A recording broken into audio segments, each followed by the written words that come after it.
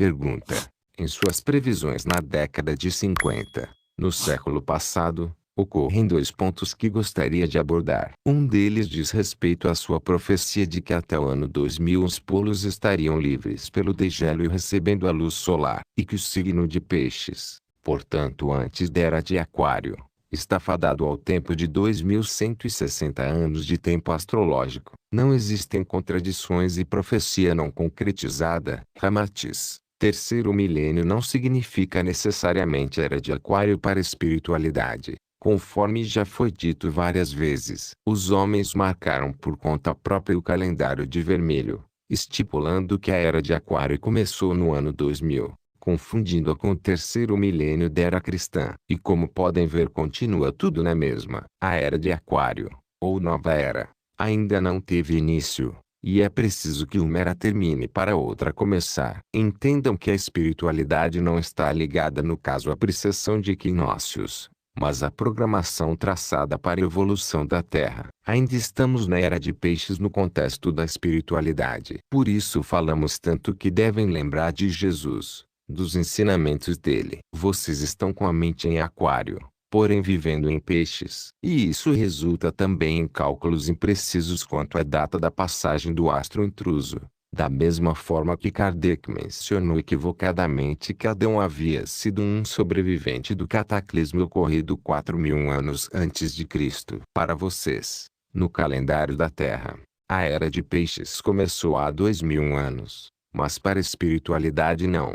A data equivalente em relação à Terra foi outra. Além disso, o astro intruso não é uma fronteira precisa entre eras, pois ele pode passar no final de uma era de 2160 anos, pouco antes dela terminar, ou no início da outra era, pouco depois dela ser estabelecida. Um sobrescrito. Pergunta: como o assunto sempre desperta a curiosidade, pode nos revelar mais alguma coisa a respeito da programação do novo Avatar? Ramatiz. A vinda de Jesus, por exemplo, foi programada antes de ter início o atual ciclo da humanidade. Entretanto, foi requerida uma espécie de higienização do planeta cerca de 300 anos antes do nascimento do Cristo, de modo a não permitir o reencarne de entidades que dificultariam sobremaneira a missão estabelecida pela espiritualidade. Se já foi difícil para Jesus sem muitas destas entidades encarnadas na Terra, seria muito mais complexo com a presença delas. A programação de encarnação de Jesus foi conduzida pelo Machuan Kal-El, que foi o avatar do ciclo anterior e que vibra as manifestações da chama trina para o planeta. Kal-El é um exímio condutor das questões científicas, tendo como contraparte em seu trabalho Palas Athena, que sintoniza os homens com assuntos relativos à paz, ao entendimento, às artes e aos esportes conciliadores. A missão dos dois junto ao atual ciclo foi justamente preparar as sementes para a nova humanidade, que se projeta após o cataclismo. Inclusive Kal-El se apresenta com a imagem de um indiano, pois foi a partir da Índia e das regiões adjacentes ao norte que os conhecimentos religiosos e científicos das antigas Atlântida e Lemúria foram permeados para a atual civilização, como já foi visto. E será também por meio dessas mesmas regiões que eles serão transferidos do atual ciclo da humanidade para o próximo. Pergunta: isso nos traz à mente a possibilidade de que muitos de nós que estamos na Terra já estamos vivendo aqui há vários ciclos. Isso é pertinente. Ramatiz. Inúmeros homens permanecem no planeta há vários ciclos, além do que alguns já foram para o astro intruso e retornaram. Por essa razão muitos têm na memória etérea as imagens de vários cataclismos. Essa também é a razão pela qual vocês não conhecem certos nomes de espíritos ascensionados, questionando a origem deles, onde encarnaram, em que época. Como não possuem registros claros, acham ser fruto da imaginação, ou do misticismo exacerbado. Percebemos, nesse caso, que a resposta dada por Ramatiz mostra que as datas estabelecidas pela espiritualidade são bem diferentes daquelas determinadas pelos homens, fato que torna impraticável saber a data precisa da chegada do astro intruso. Muitos desses mestres não são conhecidos no atual ciclo porque viveram em ciclos anteriores e continuaram trabalhando no campo etéreo da Terra, transmitindo o conhecimento adquirido de outras eras. Quando manifestaram sua presença no atual ciclo, foram confundidos como deuses, ou foram transformados pelos homens, em alguns casos, em figuras mitológicas. Pergunta: é possível que mestres ascensionados incorporem médiuns manifestando-se em tratamentos e consultas? Ramatiz: isso é possível, mas de uma forma diferente daquela que vocês imaginam. Quanto mais elevado o espírito, maior a sua capacidade de desdobramento através de seu fluxo energético. Por exemplo, Deus é onipresente no universo. Entretanto, um espírito nunca terá essa condição. Mas, à medida que evolui, sempre caminhará na direção da onipresença sem nunca alcançá-la, ficando sua atuação bastante restrita frente à grandeza do universo. Reparem que essa é uma situação em que as palavras sempre e nunca podem ser utilizadas. Mas, considerando seu campo de desdobramento energético, o espírito pode atuar em vários médiums por canalização, ou através de espíritos auxiliares que se encontram em patamares inferiores aos deles, porém em planos elevados de luz. É como se esse espírito auxiliar fosse um médium que incorpora a energia do espírito mais elevado, e depois incorpora no médium encarnado na Terra. Nesse caso, o espírito auxiliar trabalha como uma espécie de antena receptora e retransmissora, um intermediário. Pergunta: é possível nos falar mais sobre o avatar do último ciclo, antes do atual? Ramatiz: o diretor do último ciclo foi Kal-El,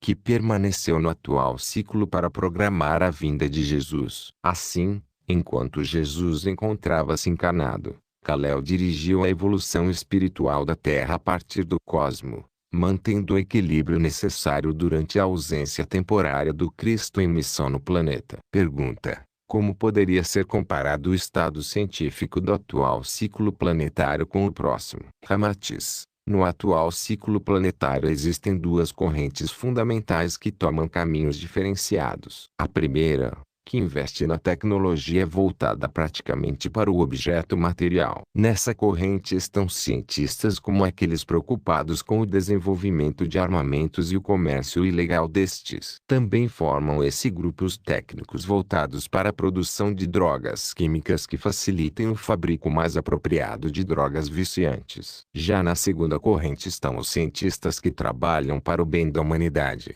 dedicando-se à criação, fabricação e maior produtividade de insumos médicos, bem como de aparelhos e de máquinas que proporcionem maior qualidade de vida, sempre em um estado pacífico e de progresso para a humanidade. Isso se reflete diretamente também na saúde do espírito. No próximo ciclo da civilização terrena, a tônica da ciência estará voltada para a paz, a exemplo da segunda corrente anteriormente descrita. Pergunta: isso será continuado além do próximo ciclo? Ramatiz: existe um comportamento cíclico de aspecto senoide que alterna os milênios de forma que os homens ainda não compreenderiam. Além disso, os homens olham muito o passado e o futuro, esquecendo de suas condições no presente. Sugiro-lhes que pensem mais no agora e comecem urgentemente a reforma do espírito. Existirão ciclos no futuro piores do que o atual ciclo, pois, à medida que evolvem, os homens deixam o planeta,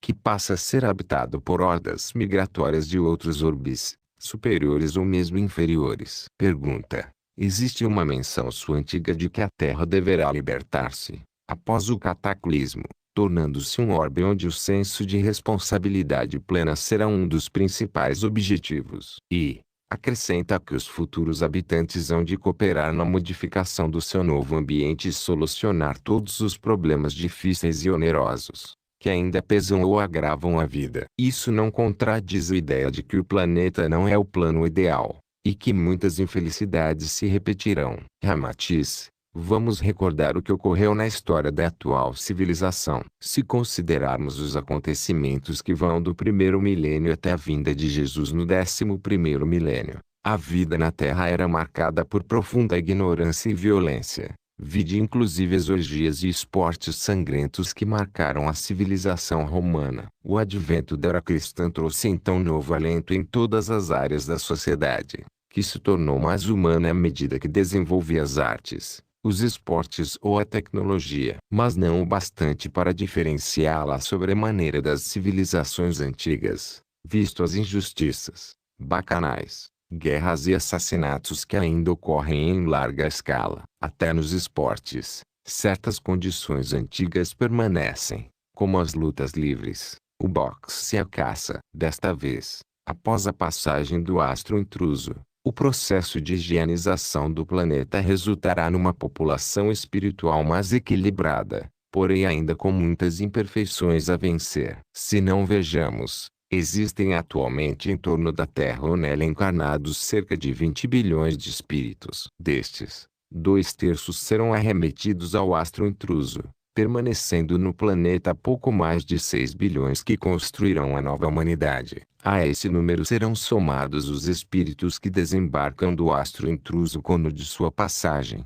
bem como as levas migratórias de outras esferas que devem prosseguir a evolução na Terra. A exemplo do que já houve com os vindos de Capela e de Cireus. Será um grupo de espíritos mais seleto do que o atual, porém ainda com karmas a serem vencidos. Ao passo que a humanidade for extravasando suas imperfeições, ocorrerão guerras e encarnará o novo emissário crístico. Após sua vinda, o progresso será mais rápido do que o verificado agora, na atual era cristã. E então a Terra terá um final de ciclo muito mais evoluído do que o presente. A passagem do astro intruso causará desencarnes em massa para que os espíritos sejam levados na maioria para esferas planetárias superiores. O próprio astro intruso manterá um número de espíritos menor do que aquele que se verificará no atual fechamento de ciclo. E os poucos que ficarem na Terra ou em torno dela prosseguem na construção da nova civilização. Pergunta: então quais serão os grandes karmas da próxima civilização? Ramatiz: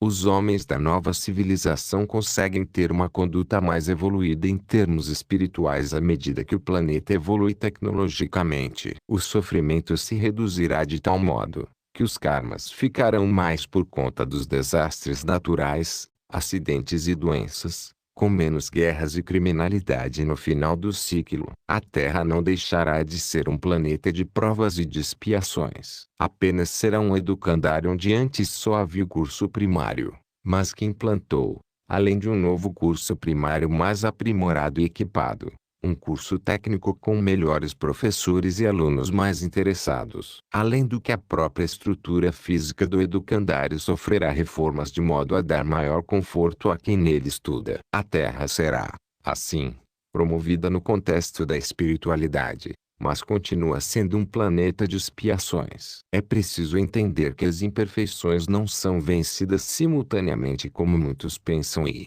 automaticamente, a civilização se transformará numa sociedade de luz. O progresso é gradual, e o estágio evoluído sobre o qual lhes falei será o final de ciclo. Pergunta: no atual ciclo, registramos a presença de vários ditadores, déspotas esclarecidos, que marcaram o planeta com acontecimentos terríveis. Isso acontecerá novamente. Ramatiz: sim, pois alguns exilados de outros orbes trazem essas características, embora em menor número do que observado no ciclo presente. Lembrando que muitos desses ditadores do atual ciclo encarnaram várias vezes, a exemplo de Hitler. Em uma de suas primeiras encarnações, ele foi um religioso que adquiriu um grande conhecimento místico esotérico na Índia, inclusive a respeito da força da suástica. Depois, foi o rei Davi, que utilizando-se de assassinatos e de guerras de conquistas unificou grande parte do povo judeu, porém mantendo um regime de escândalos, de corrupção e de terror sobre os seus súditos que passaram, com o tempo, a odiá-lo. Posteriormente veio à Terra como Filipe II, o rei conquistador da Espanha, que sustentou um governo de subornos e de crueldades. Dizia-se católico apenas como base do poder, mas perseguia aqueles que defendiam o combate à pobreza, a aplicação da justiça e o altruísmo, exilando-os sob o manto de missões no exterior. Seu fracasso na tentativa de invadir a Inglaterra com a invencível armada lhe deu motivos para evitar os britânicos, quando, reencarnado como Hitler, procurou mantê-los longe da guerra em 1939 e depois não ousou a invasão da ilha, mesmo tendo superioridade numérica na época. E, A exemplo do que fez inicialmente como Davi na unificação dos judeus com o uso da força, tentou unificar os alemães de todo o globo pelo mesmo modo. Essa persistência de conquistar para unir é fruto de sua índole,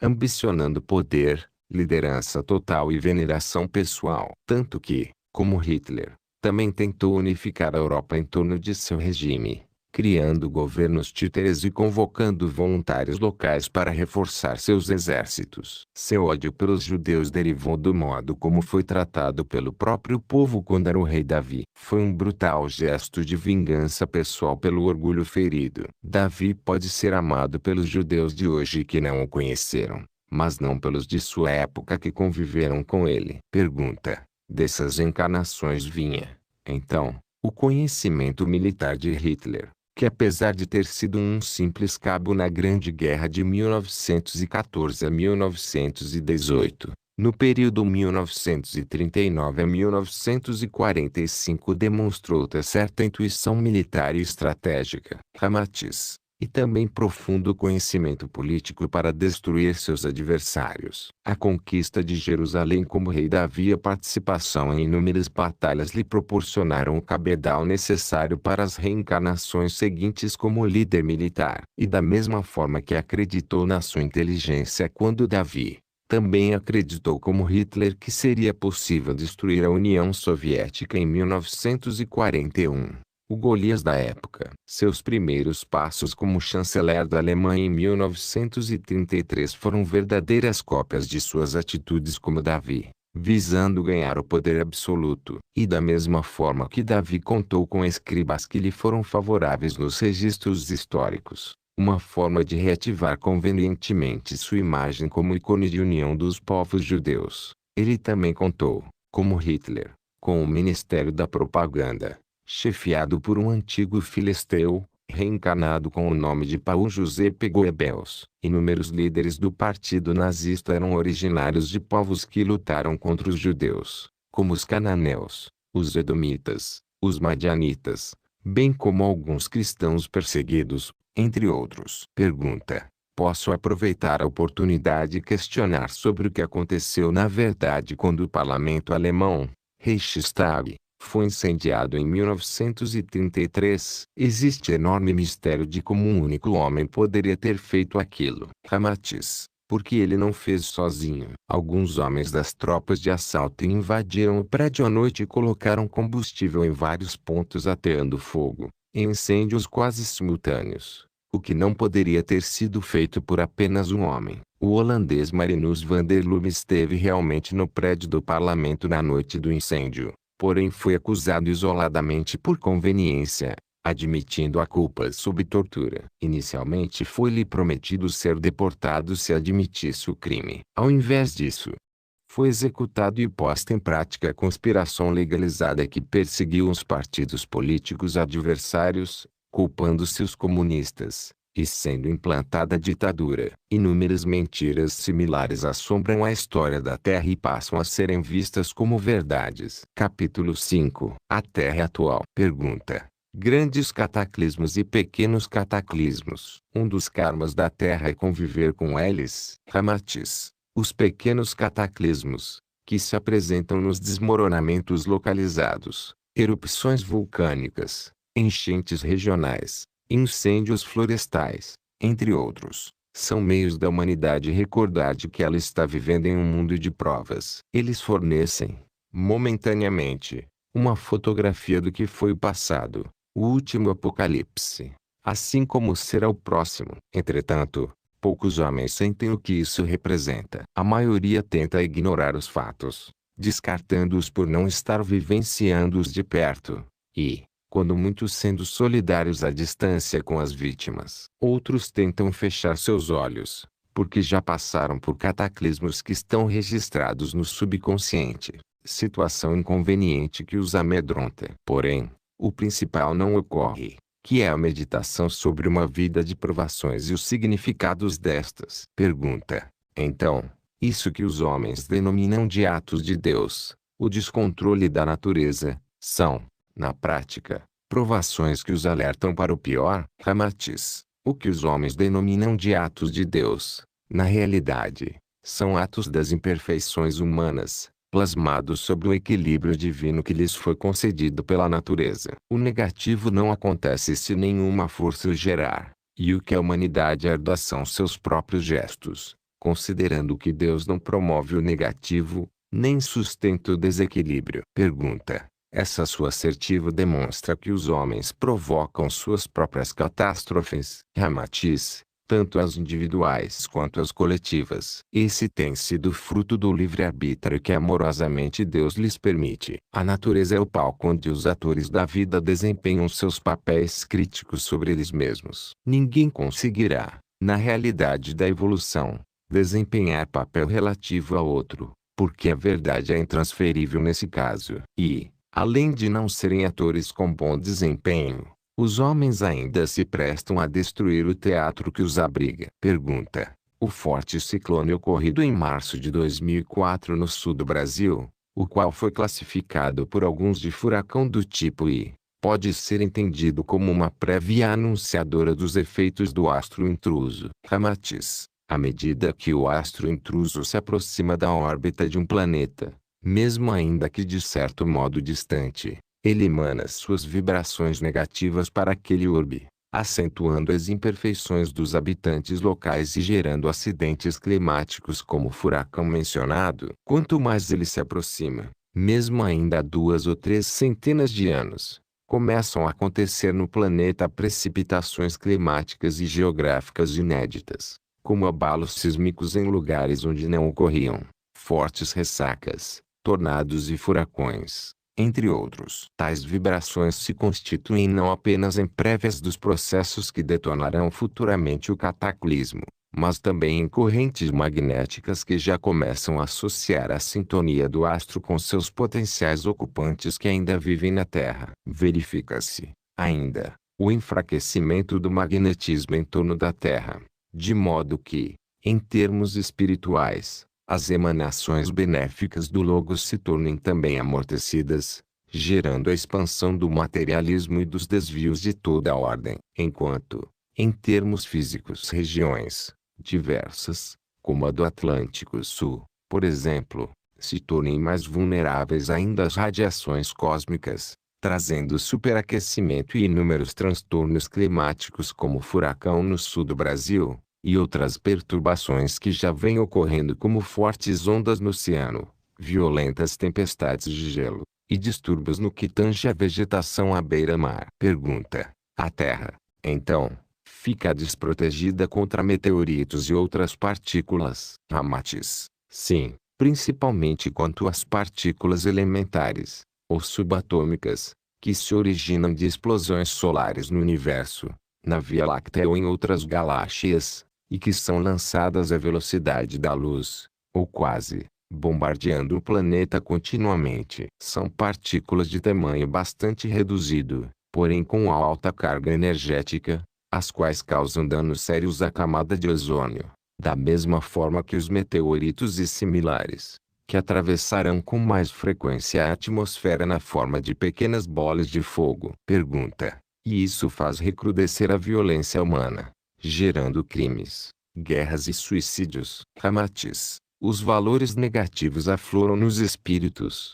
de modo que aqueles que não conseguem conter suas imperfeições deixam-nas fluir como um rio, que segue seu curso normal. As limitações impostas pelas relações familiares são ignoradas com enorme facilidade, como se fossem fios tênues, gerando assassinatos intrafamiliares. Pais assassinam filhos e vice-versa. Homens educados, com bom nível social e de boa aparência tornam-se criminosos por causas fúteis. Moças se prostituem para alimentar vícios. Jovens apelam para a violência, ou deixam-se tragar pela marginalidade. Tudo parece estar errado ou confuso, como se as pessoas não se entendessem mais. E, numa escala maior, surgem as guerras, o terrorismo, os escândalos financeiros nas grandes corporações, que quebram deixando milhares de operários e funcionários desempregados, sucedendo o suicídio de muitos corruptos ou de desempregados em desespero. A tudo isso se somam problemas de saúde causados pelos raios cósmicos que ingressam na atmosfera, reforçando as emanações do astro intruso, e alterando sobremaneira os genes. São provocadas mutações que trazem doenças celulares e ósseas de modo geral. Também atacando o hipotálamo e o sistema nervoso no contexto dos neurohormônios, o que causa doenças como pânico e depressão, entre outras mais graves. Pergunta: em livro de sua autoria, existe um texto profético? Considerando ter sido o livro publicado em 1956, parece bastante atual. Resumidamente, o texto diz que no Apocalipse, os agentes nefastos da política, das ciências e da religião se apresentarão sob a alegoria de três espíritos semelhantes às rãs, tendo em vista que esses homens abomináveis se parecem com os répteis asquerosos do charco, e que, devido à pele escorregadia que lhes dá proteção desonesta, escorregam e escapam das mãos da justiça. Ramatiz, nada mais a acrescentar. Os fatos atuais demonstram o que ocorre, pois todos os dias as manchetes dos jornais e das revistas mencionam a palavra corrupção. Os homens de bem não aguentam mais ouvir sobre tanta deturpação moral associada a tamanha impunidade. As leis existentes são fabricadas para atender aos intermináveis recursos, ou aos decursos de prazo que só servem para proteger os criminosos, fazendo da marginalidade uma profissão rendosa, e da injustiça o resultado da justiça. E os que podem mudar essas leis agem priorizando itens absurdos, postergando o desenho de uma justiça mais rápida e eficiente. Todos, sem exceção, criminosos e seus cúmplices passivos, terão que prestar contas à justiça divina, e essa eles não podem corromper. Pergunta: a corrupção elevou-se a níveis preocupantes. Ramatiz, quando falo de corrupção não estou me referindo apenas àqueles que desviaram grandes somas dos cofres públicos, ou que receberam propinas ligadas às obras governamentais contratadas em licitações forjadas, mas também aos que, nos sistemas jurídicos e empresariais, se prestam a tornar reféns aqueles que deles precisam. São homens que, para realizar seus trabalhos, só o fazem mediante comissões extras e presentes, recebidos na calada da noite. Caso contrário, tornam-se impassíveis perante seus deveres, prejudicando muitos que acabam por ser vítimas dessa omissão maldosa. É a venda de favores ilícitos, seja no âmbito privado ou no governamental, que leva firmas à falência, homens de bem ao desespero por ver suas firmas ruindo perante concorrências desleais, funcionários ao desemprego e famílias dos corruptos a viver sob o signo das reparações morais e monetárias, bem como da humilhação. Pergunta: Jesus veio e deu grande impulso ao amor no planeta, porém as imperfeições continuaram. Ele não seria uma nova alternativa ao astro intruso? Ramatiz,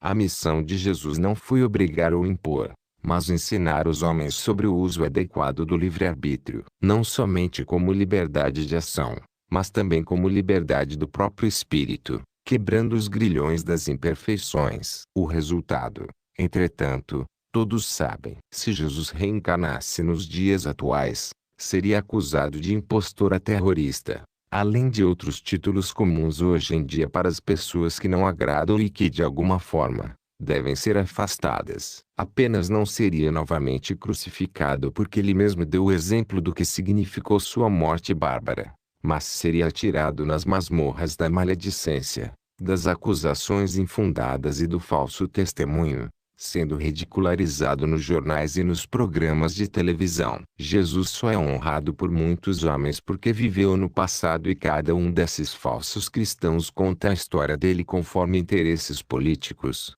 para justificar atos absurdos no presente. Por esse motivo a presença de Jesus seria incômoda para a grande maioria da humanidade nos dias atuais, e por isso também fazem tantas guerras e massacres em seu nome, pois ele não está presente fisicamente na terra para explicar a verdade. Jesus foi martirizado por homens que pisotearam seus ensinamentos de amor e de paz. E não cabe mais que o planeta continue recebendo outros cristos para serem martirizados em prol de uma humanidade cética e lasciva, a qual pouco aprende com o sofrimento alheio. Chegou então um momento crucial para essa parte da humanidade, aquela que escolheu a esquerda do Cristo. Ela também terá o seu martírio, visto que a chance dada com o martírio de Jesus e de muitos outros não foi entendida ou aceita. pois foi o caminho das provas que essa humanidade insensível escolheu e que se transforma em sua opção kármica de sofrimento. Apesar de ter tido inúmeras chances de se redimir, nunca os homens poderão acusar Deus de impaciência, ou de ser vingativo, tendo em vista que atravessaram séculos em encarnações sucessivas, praticando os mesmos atos equivocados, desprovidos de amor ao próximo. Pergunta: entre esses homens à esquerda do Cristo, existem aqueles que se deixaram contaminar pelo mal? Como isso ocorre com tanta facilidade? Ramatiz: sendo a Terra um planeta de provas e de expiações, os homens deveriam, ao passar pelo sofrimento, meditar sobre o acontecido, de forma a tirar lições construtivas para a vida. A reflexão conduz à autocrítica, onde eles poderão encontrar a raiz de muitos de seus problemas, corrigindo erros e redefinindo seus comportamentos perante o próximo e aos estímulos do cotidiano, que ditam as questões da existência. Entretanto, ao invés disso, os homens acomodaram-se no patamar das quimeras, repetindo seus próprios erros e agravando karmas ao copiar os maus exemplos, que passaram a ser contemporizados e ajustados ao argumento de uma sociedade presumivelmente normal. A partir dessa situação ficou fácil criar o desrespeito e o desamor, camuflados de instrumentos para uma competição necessária à sobrevivência. O que se tornou complexo e difícil de ser esclarecido foi o conceito de atos normais na vida, pois cada um pode ver o normal de uma maneira, a exemplo do corrupto que considera normal praticar suas ações daninhas e ainda olhar a sociedade como sendo um conjunto de nassos por ele enganados, ficando, assim, solidificado um conceito amplo que carece de definição plena, como aceitável para justificar o comportamento humano inconsequente, desdenhando-se a importância do equilíbrio e da responsabilidade sobre atos e consequências. A violência em seus vários ângulos tornou-se tão normal quanto a serenidade. Pergunta: como o fenômeno da vasta comunicação em tempo real,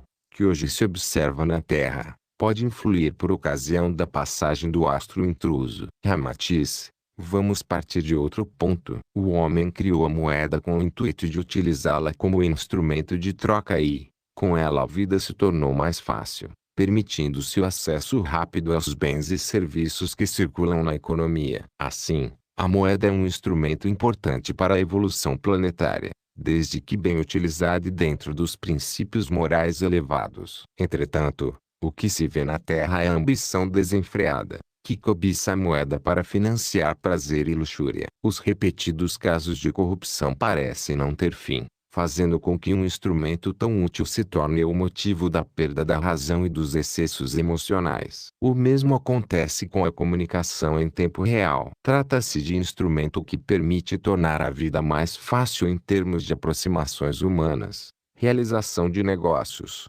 troca de informações em tratamentos médicos, bem como estimular o lazer saudável, e divulgar os estudos e as pesquisas científicas, mas também se tornou o veículo da tecnologia armamentista, das fraudes eletrônicas, da difusão da pornografia e de ataques pessoais. O que deve unir a humanidade, na esfera do bem, está se tornando também um meio dos homens ficarem cada vez mais longe uns dos outros, porque eles se ocultam atrás de avançadas formas de comunicação, que permitem gestos e consequências reais, mantendo-os, entretanto, sob o manto da mera presença virtual, a invisibilidade física. Esse estado de possibilidades crescentes seduz muitas mentes, que antes se mantinham limitadas quanto aos atos escusos, temendo exporem-se ao risco de serem descobertas, punidas ou criticadas. Ou seja, torna-se cada vez mais fácil estar à margem da lei, ser corrupto ou inconsequente sem se sentir como tal, pois os resultados das aberrações cometidas não são percebidos devidamente por aqueles que as praticam, dissimulados em emissões de refinados instrumentos eletrônicos. O planeta, assim, torna-se um campo fértil de ideias conturbadas, seguidas de atos irresponsáveis, conduzidos por indivíduos ocultos em sistemas virtuais, como se não existissem. E da mesma forma que a moeda tem sido mal utilizada pelos homens, a comunicação em tempo real também, aumentando não somente karmas individuais como os coletivos, com o agravante de que a vibração negativa originária da comunicação eletrônica atravessa o espaço com maior rapidez e intensidade, permeando o éter com sua carga pesada que se multiplica velozmente, de forma a atuar sistematicamente sobre diversos campos do cérebro humano, notadamente provocando ruídos perturbadores sobre a glândula pineal,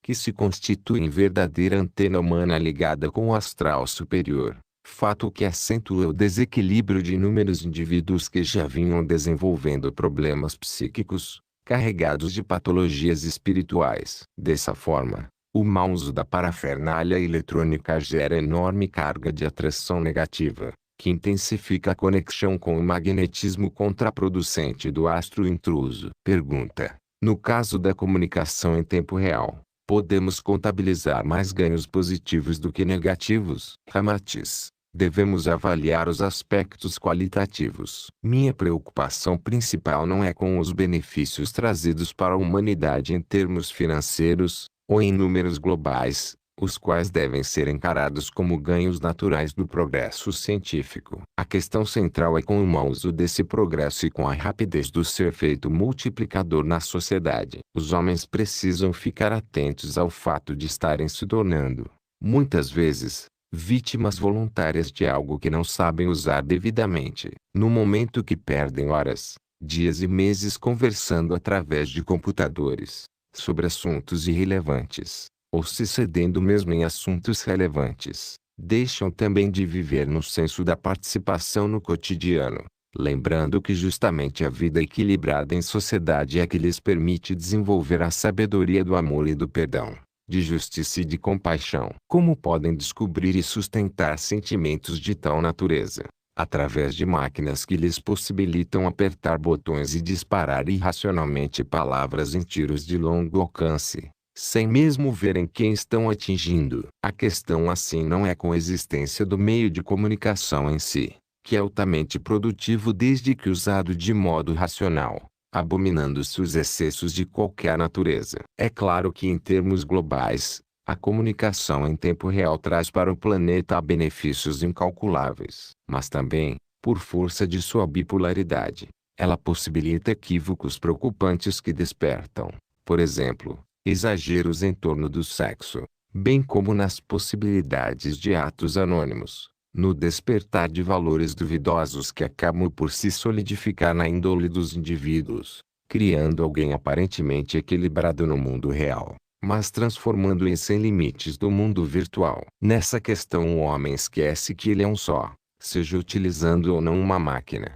que de modo algum pode encobrir ou responder pelas consequências de seus atos. Daí vermos regularmente o aumento de casos envolvendo equipamentos eletrônicos como instrumentos a serviço do crime, mas também ao alcance de indivíduos até então equilibrados e sensatos, mas que se deixam levar pela tentação do anonimato. E esse é o efeito multiplicador sobre o qual lhes falei antes, que atinge velocidade e amplitude preocupantes, dinamizando cargas negativas individuais e coletivas perfeitamente compatíveis com as vibrações do astro intruso. Pergunta: poderia elucidar um pouco mais sobre de que modo o mau uso da eletrônica compromete o desenvolvimento espiritual? Ramatiz: vou exemplificar o adolescente encantado com as maravilhas da eletrônica, as quais ele descobre no exato momento que atravessa uma fase ímpar em sua vida. A adolescência não é apenas a idade da transformação de uma criança para o ciclo adulto, mas também o período que sua memória etérea fornece com mais intensidade indícios de sua missão na Terra, tendo sinais de encarnações passadas, e emanações sobre responsabilidades e compromissos espirituais. Por essa razão trata-se de fase tão complexa, não apenas em termos materiais, mas espirituais. Entretanto, a comunicação de um ser encarnado com o mundo espiritual, principalmente antes da fase adulta, costuma ser lenta e dependente de diversos aprendizados, que lhe despertarão certos princípios que cabem ser desenvolvidos, entre eles o do trabalho mediúnico quando for o caso. Isso significa que interferências contraproducentes vindas de uma comunicação eletrônica dinâmica, acelerada por qualquer instrumento como computadores ou programas de televisão, podem desviar sua atenção para questões inadequadas na construção da índole, tornando seu perfil psicológico complexo,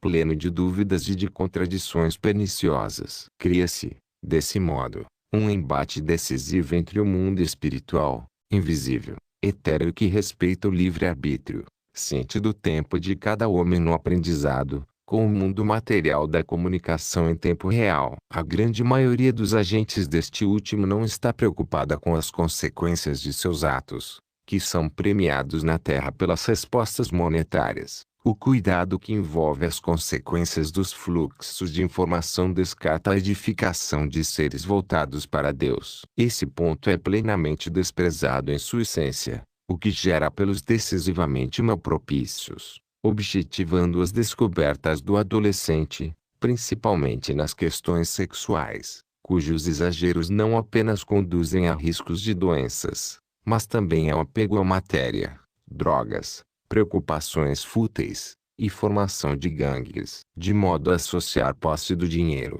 e poder pela violência, aos caminhos das conquistas amorosas. Portanto, volto a afirmar que a comunicação em tempo real não é perniciosa em sua estrutura, mas quanto ao seu mau uso, a exemplo de outros assuntos que apresentam bipolaridade aflorada. Pergunta: seu exemplo abordou adolescentes. E o caso dos adultos? Ramatiz: a grande maioria dos adultos passa pela vida jogando fora as chances espirituais. A transcendência não é observada, de modo que a matéria se torna o limite, a grande barreira que esconde Deus. Os homens não percebem que na própria matéria também está o caminho até o Criador, e justamente através dela, em encarnações nos mundos físicos, pelas provações, é que os espíritos começam a compreender melhor sobre seus estados de aprendizado. Se normalmente já é difícil para a maioria compreender isso, como foi visto, e com a comunicação entre o homem e a espiritualidade sendo lenta,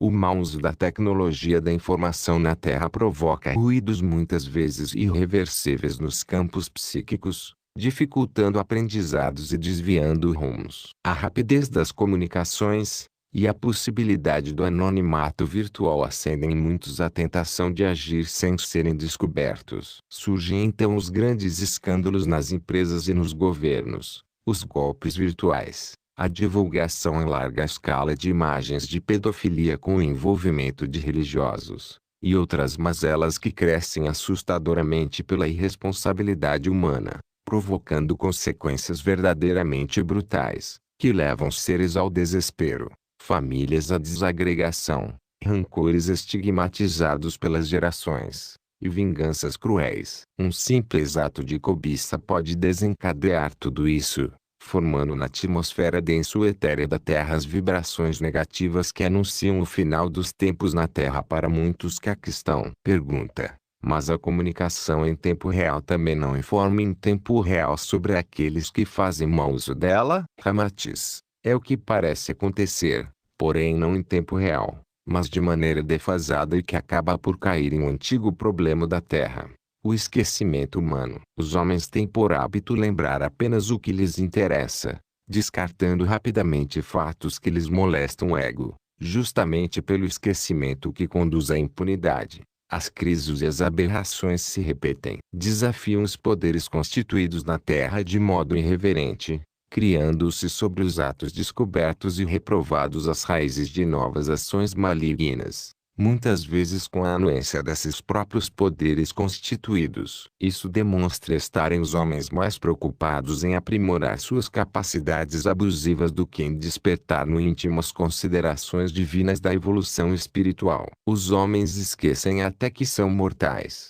agindo como se Deus fosse infinitamente paciente para vê-los cometendo estouvamentos pela eternidade. A paciência divina sabe então quando deve mudar o ciclo das chances evolutivas, o que justifica a aproximação do astro intruso. Pergunta: a comunicação em tempo real se assemelha à comunicação entre os espíritos? Ramatiz: os eventos tecnológicos na Terra são cópias do que existe nas inúmeras moradas espirituais. O que se copia dos planos de luz decorre da autorização divina, considerando os benefícios que podem advir para a evolução planetária. Entretanto, são reproduções ainda carentes de perfeição, tendo em vista as influências negativas que ocorrem sobre a humanidade, ainda não preparada para o uso integral de certos instrumentos altamente desenvolvidos. Da mesma forma que as barbáries que acontecem nos umbrais inferiores também são copiadas ou repetidas, mas desta feita com maior acuidade, atentando que pelo estágio dos homens é mais fácil ser influenciado pelos rumos da destruição e dos vícios do que atender aos princípios da boa vontade, que desperta criações divinas. Reparem que a história da Terra é marcada por inovações tecnológicas relevantes, mas ainda aquém das necessidades da humanidade. Inúmeras doenças vencem a medicina e vírus surgem em epidemias avassaladoras, ao mesmo tempo em que os homens levam horas para se locomover entre cidades. Por outro lado, a tecnologia da destruição assume papel de ponta na indústria, patrocinando guerras e desviando recursos de combate à fome, retardando ainda as pesquisas médicas. Isso porque os homens sabem copiar o mal com traços mais nítidos. É muito mais cômodo destruir sem pensar do que construir pensando, e disso se aproveitam as trevas para enviar ao planeta seus representantes, que incitam os homens ao desvario. Se a comunicação em tempo real cria os desvios anteriormente mencionados, pelo seu mau uso, ela gera, assim, forte possibilidade de intervenção de vibrações dos planos inferiores, transmitindo para o planeta tudo o que ele menos precisa: a ignorância e a transferência maciça de fluidos negativos que contamina as comunicações e planta o caos nas mentes desavisadas, que retransmitem inseguranças e vícios. E a contrapartida disso se alcança com a meditação, a autocrítica, a humildade, qualidades que despertam a consciência cósmica e levam à precisa comunicação em tempo real, aquela que se faz presente no astral superior, onde não existe tempo e as distâncias são abolidas gradualmente pelo entendimento da onipresença divina. Pensar é ser ou estar. Essa é a verdadeira comunicação, para a qual os homens deveriam estar voltados, desfrutando dos infinitos benefícios que partem da alma. Pergunta: suas afirmações são preocupantes, no sentido de que dão a entender que as trevas estão vencendo o embate com a espiritualidade de luz. Ramatiz: precisamos ver pelo prisma de que não são propriamente as trevas que vencem, mas os homens é que perdem, pois estão se permitindo levar pelo livre-arbítrio carregado de imperfeições, o qual não consegue afastar as tentações que os deixam cada vez mais apegados à matéria. As trevas utilizam sutilmente veículos fáceis de serem revelados e percebidos, trazendo ganhos materiais imediatos, que enchem os olhos de seres que lutam pela sobrevivência num mundo cada vez mais competitivo e difícil. Não quero aqui dizer que os homens devam se desapegar totalmente da matéria, pois estariam prejudicando sobremaneira a própria condição na Terra, gerando dificuldades que acabariam por afastá-los cada vez mais da espiritualidade. O caminho não é esse. O que deve ser levantado é que razão e emoção precisam estar em equilíbrio, justamente para que espiritualidade e matéria também estejam, e não sejam cometidos excessos. Isso conduz à precondição dos atos, que é a avaliação das consequências. Mas, como ser consequente se a razão é perturbada pelas canalizações contraproducentes, que vagam continuamente no orbe terrestre? Nesse ponto é que surge o convite ao bom senso, de entender que ganhos na matéria a qualquer preço têm um custo elevado, denominado perda da paz e consciência intranquila, e que essas condições se espalham pela vida com a mesma facilidade com que chegaram, trazendo a punição realizada pelos próprios homens, desgostos e remorsos, a ruína da credibilidade e a vergonha para as famílias envolvidas. Os homens, desse modo, ainda não perceberam bem a importância de seu próprio trabalho na construção do espírito. Da mesma forma que se edifica no sentido da luz, também se constrói no rumo das trevas, dependendo das prioridades estabelecidas pelo livre-arbítrio. Assim, os homens se derrotam aceitando as propostas inferiores, que lhes concedem apenas prazer, poder e riquezas temporários, porém mais efêmeros até do que a vida na Terra. Pergunta: e a espiritualidade de luz não reage? Ramatiz: o livre-arbítrio é intocável, deve ser respeitado incondicionalmente. Todos aqueles que se voltam para Deus sabem disso. apesar da recíproca não ser verdadeira por parte daqueles que escolhem as trevas. E quando estes começam a agir, impondo sobre terceiros suas premissas malignas, tentando interferir no livre-arbítrio alheio, então a espiritualidade de luz interfere, afastando-os quando for essa a vontade de Deus. Assim entendemos a função do astro intruso. A Terra não pode ficar indefinidamente ao capricho de espíritos ignorantes, que impedem o progresso dos demais preocupados com a evolução. Se o astro não passasse, as trevas continuariam no planeta gerando o caos crescente entre os homens ad infinitum, impedindo-os de evoluir pacificamente, ou seja, intervindo fortemente no livre-arbítrio deles. Vamos também levantar outra questão importante. Exemplificando, um terrível criminoso que não se furta a cometer as maiores atrocidades quando bem deseja, após ser aprisionado, receberá tratamento condizente com os direitos humanos, que descarta a tortura e a pena de morte. Nem assim, no entanto, ele muda sua mente, e na primeira tentativa bem-sucedida de fuga volta a cometer as mesmas faltas que o conduziram ao cárcere, e às vezes o faz de dentro da própria prisão, ordenando seus comparsas que se encontram em liberdade. O que demonstra nesse caso que um lado mata por não conhecer Deus, porém é mantido vivo pelo outro lado que aceita a Deus. E esse que mata, apesar de todas as chances que teve em inúmeras encarnações, continua agindo na direção do mal de modo irrecuperável. Não só na esfera densa do planeta, como também no plasma etéreo, espalhando suas vibrações trevosas entre encarnados e desencarnados, causando sofrimentos onde muitas vezes eles não mais cabem. Como tudo isso tem limite, será encaminhado para o astro intruso, imantado pelas próprias energias negativas, iniciando seu período reencarnatório como um renascer cósmico. Pergunta: a transcomunicação instrumental seria uma resposta da espiritualidade à comunicação em tempo real na Terra? Ramatiz: embora em estágio avançado, a tecnologia da informação ainda não obteve sucesso nas transmissões isentas de ruídos, fato que não ocorre nas comunicações nos planos de luz da espiritualidade. Basta verificar os chamados grampos eletrônicos que vigiam telefonemas, a difusão em larga escala dos vírus de computador, interferências de tempestades magnéticas fruto de explosões solares, linhas cruzadas, equipamentos obsoletos, bem como erros operacionais cometidos pelos próprios homens. Podemos considerar como preocupantes não apenas a frequência com que ocorrem, mas também a frequência de intervenção em termos de intensidade e de amplitude, a qual estabelece erros de transmissão e de recepção fora dos limites toleráveis. Temos,